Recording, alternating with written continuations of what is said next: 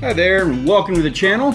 My name is Stanley Orchard, and I do a family fishing and outdoors channel here on YouTube. We got a little vlog that we do. If this is your first time here, please consider subscribing and slapping that captain's bell so that you never miss an opportunity to spend a little time on the water with us. Now today, I got a little bit of a tip for you guys who are maybe looking to do things to improve the videos that you make on YouTube or the videos that you make for your family and for yourself. There's a couple little things you can do to really improve them, make them look a whole lot better so that you can enjoy them a little bit more, so that your audience can enjoy them a little bit better.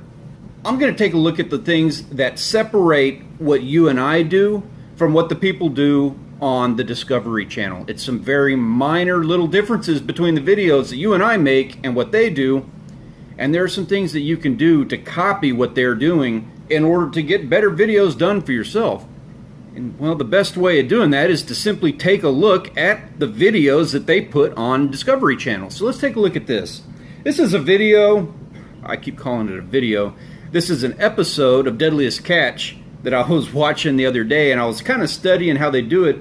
I'm sorry, I don't have any audio on this. The software that I was using to get this video onto my editing software wasn't allowing for audio, but we don't need it. We don't need the audio. This entire clip that I am showing from Deadliest Catch, there was some talking here and there. You can see the text at the bottom of the screen where they were saying things, but man, this entire clip is all B-roll.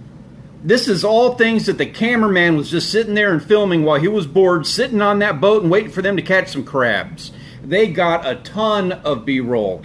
Deadliest Catch is notorious for filling their episodes chock full of all of the B-roll that they can get.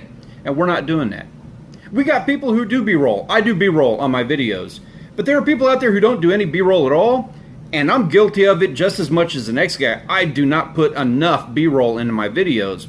That doesn't mean you cram 30 minutes worth of clips of how the grass is blowing in the wind or how the waves are waving on the water. Check out the clips on this episode of Deadliest Catch. Not one of these clips of B-roll that they're using is over 8 seconds long. They are cramming a bunch of them in there, and you can do the same. Some of these clips are like a second long. You just show the view of the sun through the trees or the plant that's growing next to an interesting rock. You do an interesting camera angle on it. You make it look good. You get yourself 30 or 40 of those little 3-second clips, and you're going to make a huge difference on the videos that you are making. On the subject of B-roll, there's another thing that you can do to help improve what you do. And this is cheating, but it's not. And the networks do it all the time. Naked and Afraid is absolutely notorious for using this tactic in improving the quality of their episodes.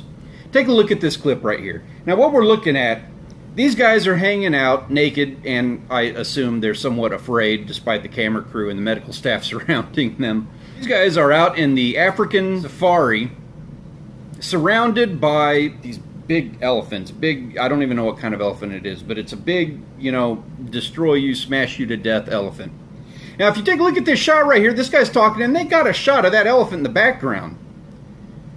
And then they cut over to this scene with the elephants fighting, and they've got the dramatic shot with the sun behind the elephants silhouetting them in the fight and everything. That didn't happen while that guy was sitting there. They had an elephant in the background, they were talking about it, and then that elephant ran off, and it didn't do anything on camera, but they needed to make that interesting. Well, that camera crew was out there for weeks before they ever filmed that episode, and they filmed all of the B-roll that they needed of those elephants in order to get that little 30-second, 1-minute scene of the elephant happening on that episode. If you're a bass fisherman, go out to your lake, go out to your pond and spend an entire day just collecting your B-roll. Go out there and take shots of the lake, just those little 3-second clips of the lake. Nobody has the third-person point of view in their YouTube videos. Everybody's strapping the camera to their chest, they're strapping it to their hat, something like that. You never see the person in frame. That's a big thing that you should be utilizing in our YouTube videos here. Get the third-person point of view. You want to be in frame. You want to be seen.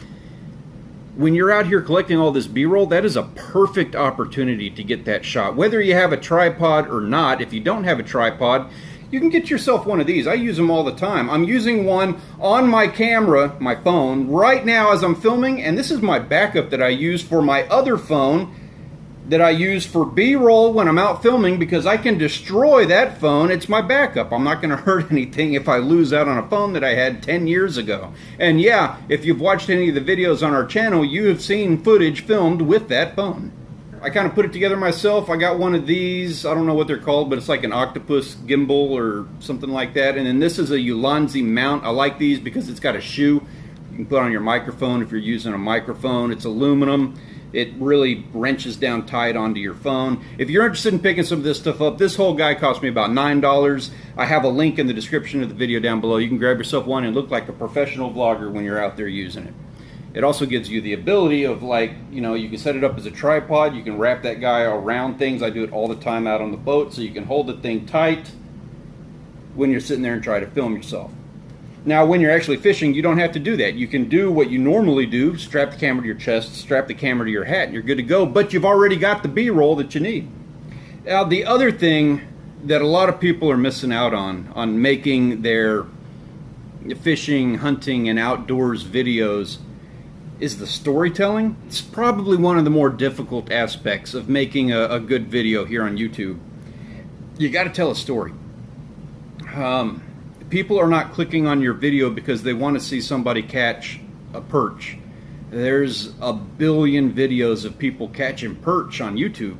That doesn't mean you can't make yours interesting. That doesn't mean you can't separate yourself from the pack. You can do that with some good B-roll. But what people are clicking on when they want to see that is they want to see your personality. They want to see you. They trust you to be the guy to show them the perch that they want to see get caught. But they also want to see the experience. They want to experience something that at that point in time they are not able to do so themselves. And they kind of want to live that.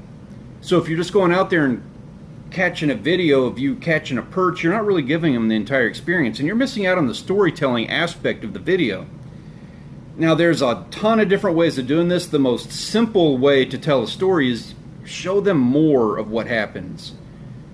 Show them packing the truck before you go. Show them fighting the weather conditions, watching the weather on the news, and looking up your spot where you're going to go fishing at on Google Maps. That makes for a really interesting shot. You know, check this out. If I was to sit here and tell you, hey man, we're going to be doing some fishing today, let me show you where we're going to go. I am headed out of Port Aransas, and then we're going to go check out this rig over here, and we're going to catch some fish. You know, little clips like that make all the difference in the world in improving just the variety of things that you offer in the videos that you put on YouTube. Check these guys out. Now again, I don't have audio on this, but I was watching these guys this morning. They do a really good job of telling the story that they are presenting with a simple fishing trip. And I say simple fishing trip, they're obviously catching marlin here. Check this dude out. What is he doing? That guy's getting paid for that. Can you believe that? I want to be that guy. These guys do a really good job of that. And how they go about doing it is by narrating their story. After they're done fishing, they film their fishing trip, they take all their B-roll, and they talk a little bit on the boat, and the exchange, the communications between the two gentlemen on the boat is interesting, it's unique. But then they go back to really pump up the interest in what is going on, other than having really cool looking shots, is they go back and they prop themselves up in front of a little scenery thing in the background, and they've got the lights on them, and they sit there and they recount the entire fishing trip after they're done. They sit there, oh, this was when we hooked into that white marlin. No idea I was going to get a white marlin on that run because I was running for wahoo at the time, and I haven't caught a wahoo, blah, blah, blah. They go and tell the whole story, and then they splice in those cuts of where it's interesting, where it explains the story that's happening. So that's what I got for you today. I just wanted to take a look at some of these professional network television shows, and I wanted to kind of break it down a little bit, see what they do versus what it is that we do, and see if maybe we can't reverse engineer some of the things that they do to improve our own stuff. I was doing it for myself, and I thought, you know what? Since I'm sitting here and taking notes and doing all this, I might as well share it with everybody else. Hey, if you enjoyed that, please give us a thumbs up. If you have any questions or thoughts or any additions that I should have put in this video, please, we can continue the conversation in the comment section down below. And thank you again for joining us. Really appreciate you guys, and we'll see you in the next video. You have a wonderful day. Hey guys, if you enjoyed this video, Google thinks that you're going to like that one right over there. Maybe check that one out if you got a second. Also, if you want to continue this conversation or see some behind-the-scenes footage and photographs and the things that don't make the cut for the regular videos, you can also check us out in the social media accounts below, Instagram, Twitter, LinkedIn. We look forward to seeing you guys there. Thank you.